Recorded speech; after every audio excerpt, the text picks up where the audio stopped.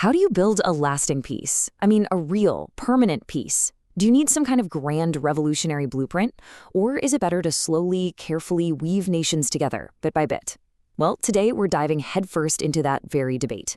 We're going to start with a pretty radical idea born in a wartime prison, and we'll end up looking at the surprising hard data that put it all to the test. So here's the plan. We'll start with a manifesto written from a prison cell. Then we'll look at a more, let's say, cautious path. We'll pit these two ideas against each other, the blueprint versus the web. After that, we'll see how some researchers put these theories to the test, what conditions they found are needed for peace, and what this whole debate means for us today. All right, first up, a manifesto from prison. This is the story of the Federalist blueprint. So, picture this. It's 1941. Two political prisoners, Altiero Spinelli and Ernesto Rossi, are stuck on this tiny island, watching Europe just tear itself apart. And they're asking themselves, why? Why is this happening? And their answer was, well, it was pretty radical for the time. They didn't just blame the usual suspects, dictators, ideologies. Nope. They pointed the finger at something much, much bigger. For them, the real problem was the whole idea of the nation-state itself. This quote says it all. The absolute sovereignty of national states has led to the desire of each of them to dominate. They felt the nation had become this kind of divine entity, something that demanded absolute loyalty and, in the end, pushed every country to try and dominate the others. That, they said, was the engine of war.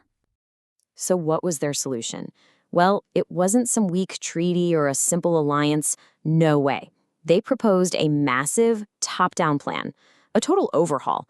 They wanted to just get rid of the whole system of squabbling nations and replace it with a single, democratic, European federation.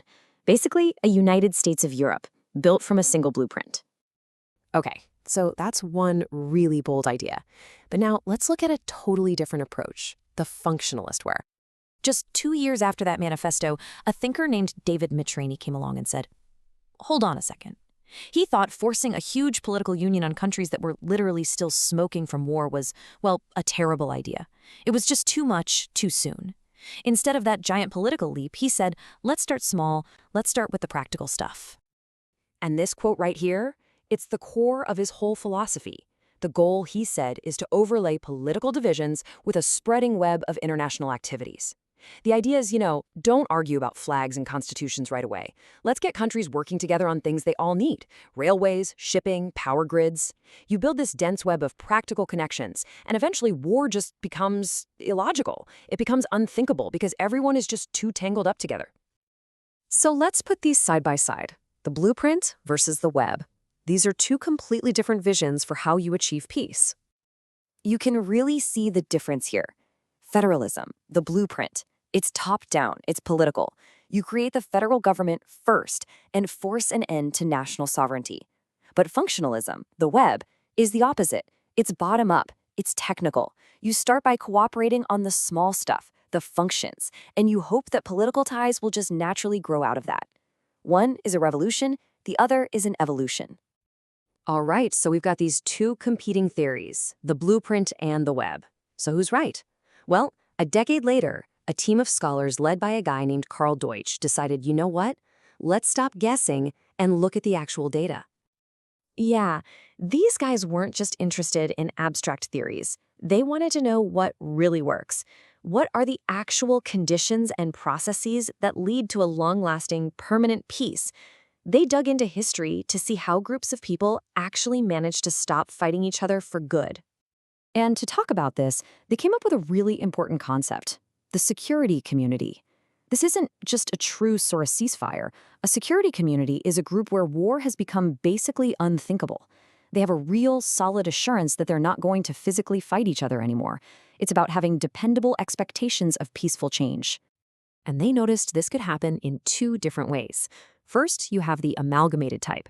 That's when two or more states formally merge into one bigger government. Think about how the 13 colonies became the USA. But then there's the pluralistic type. This is where states stay legally independent, but war between them just becomes unimaginable. The classic example is the relationship between the US and Canada today. This chart from their study is so revealing. It shows that just mashing governments together, what they call amalgamation, doesn't automatically mean you get peace. Just look at the Habsburg Empire. It was one big state, but it was full of conflict and eventually fell apart. On the other hand, you have places like Norway and Sweden. They never merged, but they achieved a super stable peace. So clearly, the political structure isn't the whole story. Okay, so what is the whole story? What did the data actually say? What are the essential ingredients for peace? And this is where it gets really interesting. They found it's not just one thing. It's a whole cocktail of deep underlying conditions. Things like having compatible values, sharing a certain way of life, and expecting to get richer together. But it's also about stuff like people being able to move around freely and just a ton of communication and transactions happening all the time. Turns out real peace has to be built on this incredibly deep social and economic foundation. So this led them to a critical question. What about that web idea for Mitrany? Does all that technical cooperation, building railways and power grids, does that actually help build these deeper foundations?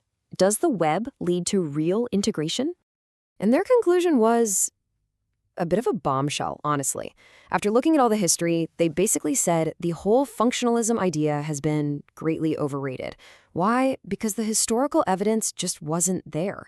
They found that technical cooperation happened in cases that succeeded and in cases that failed. It wasn't the magic bullet everyone thought it was. The data was, as they put it, quite inconclusive. So all of this brings us right back to today and to the ongoing debate about how we build a better world. So here's the bottom line. Grand political blueprints, like the one for a United States of Europe, are just really, really hard to pull off. But at the same time, just cooperating on technical stuff is no guarantee of peace either. The data shows that for a peace to really stick, you need these much deeper underlying conditions to be in place first. And that leaves us with a really tough question, doesn't it? In a world that feels like it's full of new threats and new divisions, what path do we follow? If the big blueprints are too ambitious and the small technical steps aren't enough on their own, how do we actually build those deep foundations of trust and shared values that history shows are the only things that truly create a lasting peace? That's the real challenge.